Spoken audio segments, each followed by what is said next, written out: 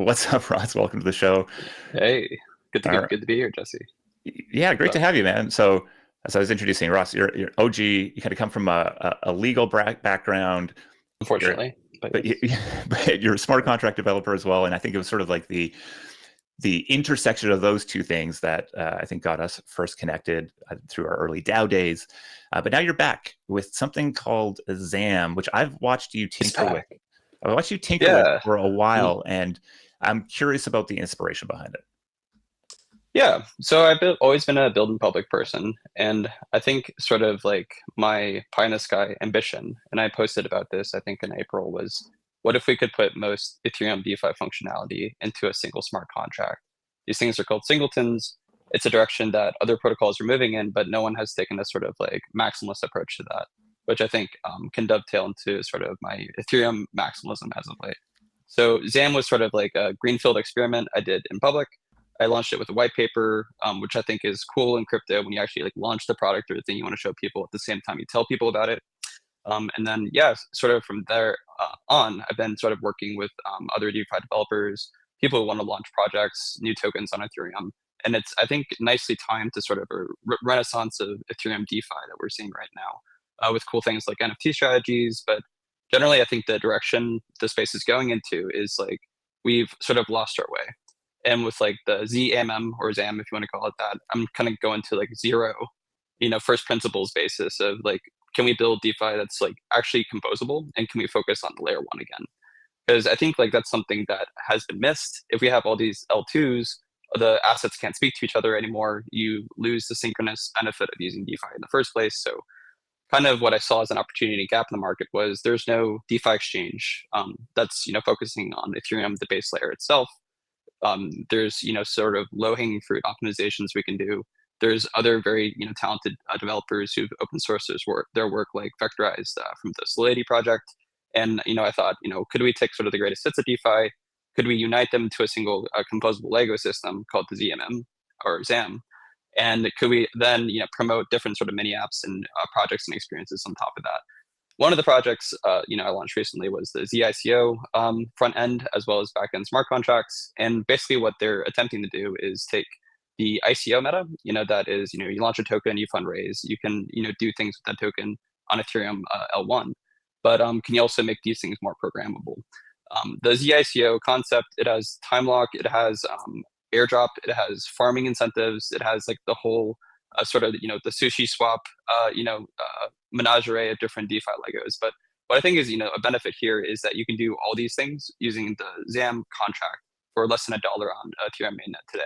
Yeah, so So that's accessibility, I yeah, want to dive into is some of the crazy there. examples, but I think like there Yeah, is yeah. sort of this general sense that this is far too expensive to do on the L1, Mhm. and so I guess I'm kind of curious, what is the either unlock or the innovation or the secret that you are kind of building with that allows this to work today? I think it's actually kind of obvious, and that's maybe the Columbus egg of it is it's like doing the obvious thing. Obvious thing sometimes isn't as celebrated intellectually. Like I didn't have like a 20-page thesis about this thing. It was like a single pager when I started. But the obvious thing was that you can actually fit enough functionality into a single smart contract. And if you're opportunistic and use new token standards like ERC 1609, you can fit the entire life cycle of what other projects are doing as standalone products or trying to integrate different projects together into a single smart contract and a single system. So that's how I can get things to half the gas cost of Uniswap V4 pools. That's how I can make it so you can like create a token, you can create a pool for under $1, like I said. It seems like obvious that if you want to be more efficient, you just make things sort of singular and integrated. So And that there is a is direction, like I said, other people are pursuing, but we just went for it first, like the low hanging fruit of that. I think you mentioned in there sort of a different standard you're building with. I'm wondering what are the Yeah. trade-offs? Like, do we need to have something widely adopted for this to actually be a competitive format with, what is considered traditional in? Yeah. This Yeah, is kind of the funniest part I think about DeFi is like it's like so fast that like 5 years ago it seems like ancient days. So it's like things like the ERC 20 standard almost feel like they were handed down from the Great Mountain, the final token standard, as it were. And I think that's like very naive since like things change so quickly in crypto. Metas change in a couple days. I think BNB season's already over, and people were talking about like speaking Chinese yesterday or something or learning it. So I think like as a developer, you kind of have to look at like where the puck is moving technically and like what the actual points for yourself as a developer and your users are. One of the pain points is just like lack of standardization in Ethereum. So Solana actually does something interesting. They have something called the SPL or token program where it's essentially a very similar idea. You have like a single like library utility for just the concept of tokens themselves. Then developers can just take up leaf out of that book. They can spin up a token and a product around that single standard. What is sort of interesting about Ethereum is we're very open to end experimentalists, but we don't unite, I think, carefully around these practical utilities like that, which Solana has promoted. And what I think could be useful is like we should have a standard proxy ERC20 factory on Ethereum mainnet. Ideally using Solidity and other very highly optimized contract code. But the future and sort of where I see things going is that if there's a token standard that can save 100x bytecode that can be half the gas cost to use, it doesn't seem sufficient as an argument to not adopt this because it might take wallets a little bit to adopt it, or there's other sort of chicken and egg situations. The asymmetric bet is usually like be ahead of the curve and develop the things that feel like they're actually more practical and useful for the job. But right And now, will these tokens show yeah. up in my MetaMask? I guess is like the Oh fundamental yeah. question. No, that's a fair question. And yes, they will because I thought about this, reluctantly almost. I was like, I need to make this backwards compatible. So Right. it's like a bridge to a new token standard, but we use a singleton I deployed called coins, which is sort of like on the back end, the B side. You have an ERC20 that you can talk to other exchanges. You can load up a MetaMask wallet balance with that. But the internal tokenization of zAMM for internal coins for our LPs are all 16/9. But thankfully, the standard actually finalized. I think 2 weeks ago, and we're seeing a good movement in this direction. I think Zora is creating a hub system in the near future using the standard, and I think it generally seems optimistic that Uniswap is also promoting it with their new compact, which they released I think last week as like a bridge Can you using put a fine the point standard. on what is like the difference in the standard Oh, why versus do it? Yeah. ERC20? Yeah, yeah. So the difference essentially is that ERC20 is one token, one address. The meme of what's the CA, what's the contract address? Address is this sort of like old way of thinking about tokens that it's a whole smart contract just to say who owns a balance of Hmm. what. The new singleton standard, it's like a multi-token standard with 16/9, basically says you can have one token, one address, no problem with that. But if you want to have 1 billion tokens, one address, you can do that in a very like clean and standardized way. So if I'm going to build like an exchange concept, it's not very competitive just to do the same thing other projects are doing, especially like blue chips that are more well established. I'm not actually addressing a pain point. And one of the pain points, and it is sort of circular in some ways, was like no one's going to want to use a new token standard if they can't swap this. So obviously, you create a swappable exchange for the token standard, and it becomes, I think, a bit more realistic that like something that's like more efficient could be more useful to people because yeah, there's a way to speculate, there's a way to do things that you would normally do with these tokens as if it were any other token. All right, But so I'm not to geek out too much about that. no, I think that's an appropriate Just level of yeah, geeking out. yeah. I am curious about how your tech is being used to rescue miladies. Oh yeah, no, that's a fun one. So yeah, so I've always found the idea of like collective, using NFT collections as sort of like a launch pad for like building clubs as like a cool concept. I think PartyDAO, other guys have done that, but what I saw was missing was just like okay, one collection and one like system designed just for this collection. So with Milady Rescue, I created a 69.9 token, big surprise.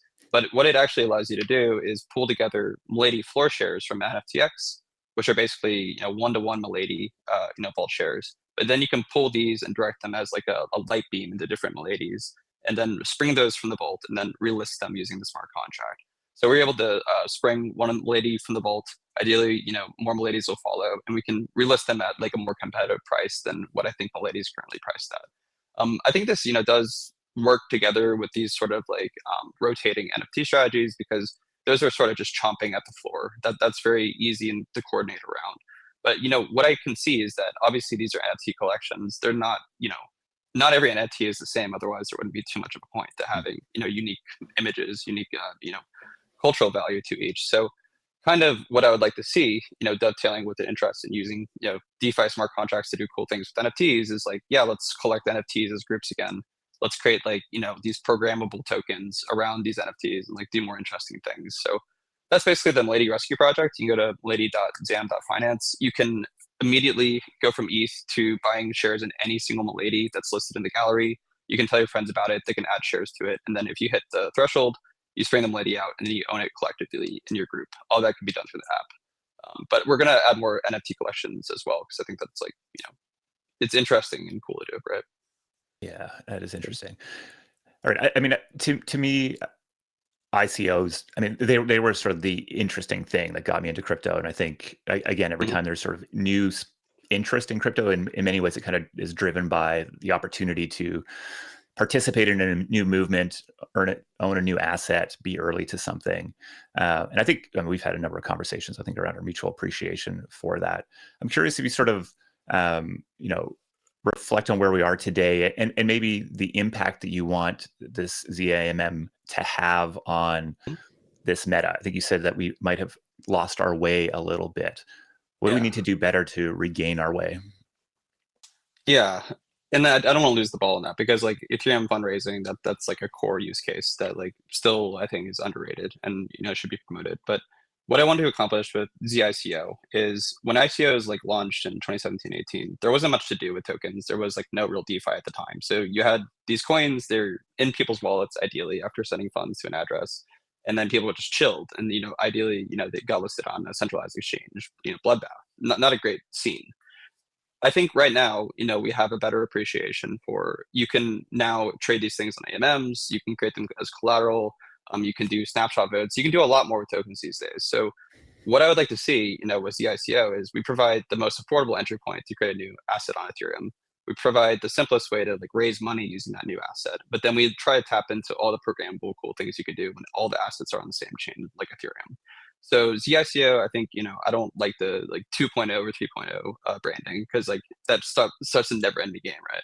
What I'd like to see is just like, zero in the floor, the basic, principle behind ICOs is just access, energy, animal spirits to the internet. Will they come, to join your project or not? And you can use our technology to basically craft your own story and craft your own rules. We have a hook system, similar to other DeFi AMMs. So what the zICO system will support, immediately in the future, is insert your own tax schema, insert your own transfer rules, insert all these different types of things you can now do with tokens now that the space has matured a bit. So I'd like to see, zAMM, the zICO, and Ethereum, capital markets converge on that story and concept of like, anyone can launch a new venture, from their phone. Just go on the internet, talk to your computer friends, and you can actually do things together. One of the things you can do together using sort of the group collecting contracts is you can, grow the pie. You can also protect yourself. And this is something that, as a former corporate lawyer, someone had to worry about. The way the securities laws always look out for the consumer is that smart contracts definitely tilt the balance way more pro-consumer if you do them correctly. So you can create, exit rights, by default in the ICO format. You can, swap out of the pool. That's an easy redemption, right? You're just getting out. But you can also create other incentives and things that I think are more interesting than just saying you have a token and hopefully it will go up. So I think that's like the story we want to follow for Ethereum and like provide energy behind that. Yeah, I see you sort of waving the L1 flag here quite a bit, and I'm curious, like, Yeah, can you it's make like your case why it's so important that, or yeah. why you've chosen to focus on the L1? Yeah, I mean, it seems obvious to me that if all the assets are on the same ledger, then smart contracts will do a much better job at doing what they do best, which is, syncing state and making things happen automatically. So you can't, if you have like a token launched on Optimism chain or, Arbitrum, you can't make it speak to an Ethereum smart contract. And most of the liquidity, and what I think is very interesting with Ethereum, is that it has legacy liquidity in NFTs. Those are sort of anchors for other activities and ecosystems to, build up from. So my emphasis on L1 activity and L1 design and smart contracts is really, yeah, things can be expensive on L1, but if you have the premium and the benefit of having access to more liquidity, then it almost cancels out. And naive DeFi that's being built for L2s is not very suited for L1 anymore. So you have to kind of go to the first principles of designs, some old chestnuts in there, but also a lot of cool modern things like the 699 token standard. You can make these things like practical and affordable, and then there's like way more you can do versus the fly by night chains that have maybe the liquidity is just meme coins that go to zero like the next day. There's like strong assets on Ethereum, and I really want to push more developers to build systems that exist with strong assets in the background. All right, So Ross. that's maybe one way to I consider think it. that's a really great place to leave it off here. It's Yeah, I'll wave that zAMM. flag. zAMM.finance. Yeah. You can go use the thing, and I think definitely recommend taking a look at the white It's paper, real. because I think Ross is a very thoughtful human being here, and you can really see the why and the how and the future in reading that doc. Ross, thanks for hanging out with us today, man, and look forward to checking back in a bit. Sounds good. Cheers, brother.